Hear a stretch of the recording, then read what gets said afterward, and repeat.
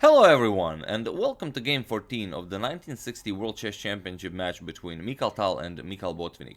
Now, as you've seen in Game 13, the game ended after only 15 minutes. It was a 16-move draw.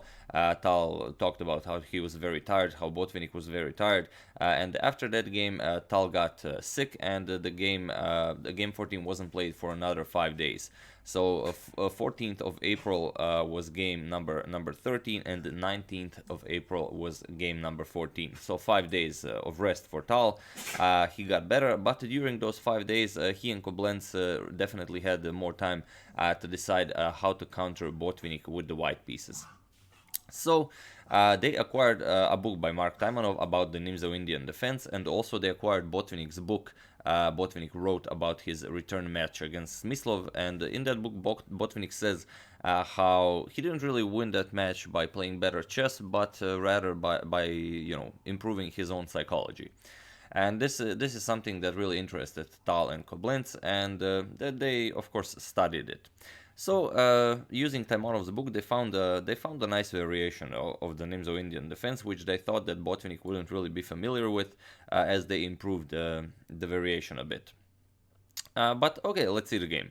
Botvinnik opens with d4. So this is the second half of the match. Botvinnik doesn't really have the luxury of going for some slower openings. He has to go for a fight. He's still down 2 points in the match, and if he continues to draw games, Tal will simply win the championship.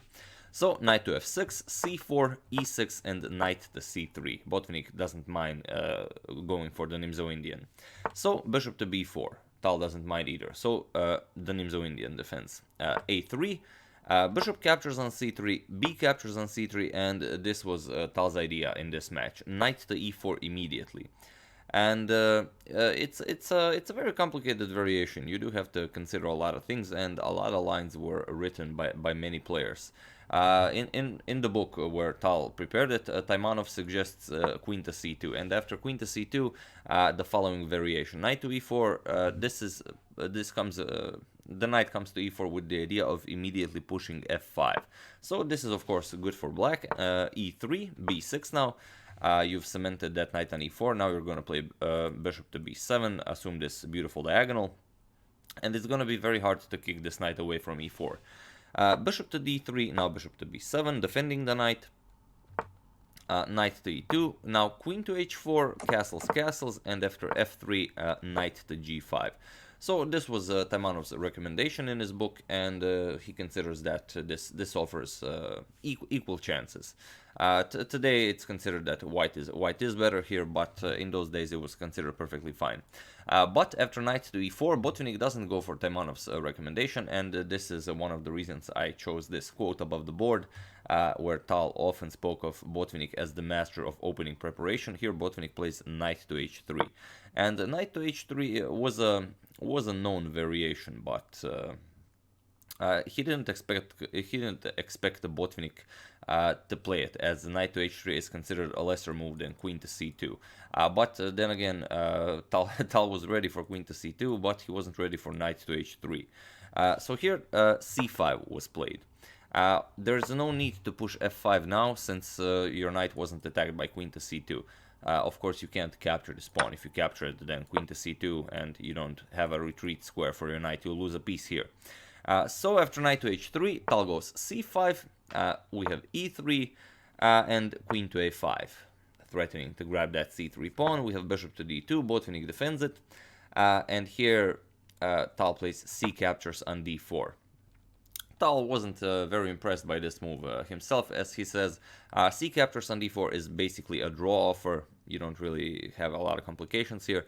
You do allow white to play e captures on d4, which would definitely indicate that Botvinnik is interested in a fight. But it's considered to be a lesser move than c captures on d4, which Botvinnik played. But this is basically Botvinnik accepting a draw. So knight captures on d2, queen captures, and king captures on d2. b6, bishop to d3, and now bishop to a6. Here, there still might be some poison to the position. Tal plays bishop to a6, attacking the c4 pawn, and he's preparing to go knight to c6, knight to a5, so the knight can attack the c4 pawn, and bring this rook to c8 to further pressure the c4 pawn. We have rook h to c1, and rook h to c1 is the correct idea by Botvinnik. Bishop to e4 with the idea of moving the bishop and protecting it later, because this comes with a tempo on the rook. Knight to c6 and now d5. E captures, c captures, and after knight to a5, it's actually white that would be in danger here, because this knight would get a lot of squares to harass the king. So, after bishop to h6, rook h to c1, a correct idea, knight to c6, preparing knight to a5, rook 8 to b1, and king to e7. Here Tal connects his rooks and prepares to bring the h-rook into the game, but Botvinnik doesn't allow Tal to organize any kind of an attack against the c-pawn. He pushes c5 himself and offers a series of exchanges. So, bishop captures on d3, king captures on d3, and now rook 8 to b8. Rook to b5 in hopes of maybe later pushing d5 and ruining Tal's pawn structure, but Tal doesn't mind exchanging pieces here, so b captures on c5, rook captures on c5, and now a6, as now the b file is the important file. So rook captures, Tal wins the b file, and here Botvinnik is forced to play king to c2. So the king has to go back, the king has to guard b1 and b2, so the rook cannot infiltrate the position. And here Tal played rook to c8, so the b file is no longer of any use. He transfers the rook to the c file, and as he played rook to c8, he offered Botvinnik a draw. But in this position, Botvinnik actually declined the draw. He played knight to f4, considering his position was better. d6 attacking the rook, Botvinnik moves the rook, rook to c3, and here Tal plays g5. And at this moment, when Tal played g5, Botvinnik then considered a draw again. Now Botvinnik offered a draw, and this time Tal agreed to a draw, because as Tal says it, this position could not be any more drawn. What Tal gives after g5, something like knight to d3 can be played, and after king to d7, knight to b4, and after you exchange everything, it's king to c6, and it's a completely drawn endgame. So, after this g5 move by Tal, Botvinnik offered a draw, and they agreed to a draw. So there you have it. This was game number 14. Again a draw, and again Tal keeps his 2-point lead in the match, and Botvinnik will definitely have to start doing something about this, either play sharper lines or something, but if he continues drawing games, then Tal will definitely win the championship.